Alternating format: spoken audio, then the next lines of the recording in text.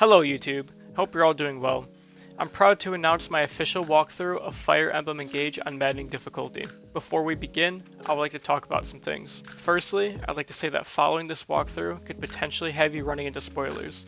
However, I can personally promise that no spoilers will be shown in the title, thumbnail, or description, but keep in mind, I'm not going to restrict any viewers from discussing the story or the chapters in the game, period.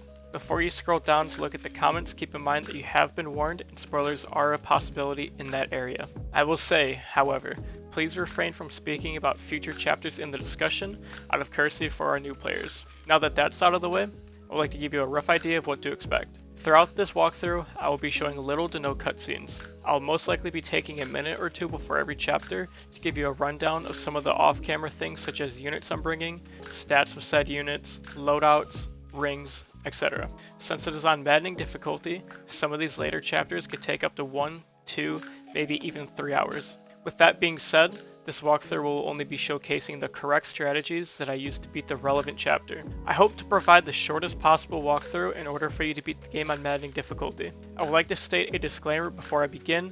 There is a possibility that I use units that may not be the best, or I may not have the best emblem pairings, or I may do a different strategy than what the internet prefers. What I'm going to show you with this walkthrough is one of the many ways to beat Fire Emblem Engage, similar as there are many ways to beat every single other Fire Emblem game.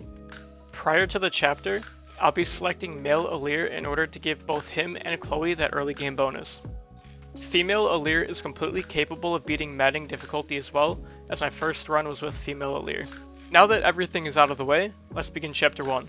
So once you begin chapter 1, you're going to want to try to give Alear most, if not all of the experience in the chapter.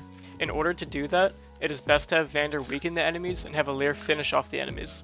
This is because you get more experience when you kill an enemy compared to as when you just get out of combat. First up, we're going to take Vander and weaken the enemy to our right. This is because we don't want Alear to attack first and take unnecessary damage. After we weaken this enemy, we're going to take Alear and finish off the enemy, providing a lot more experience.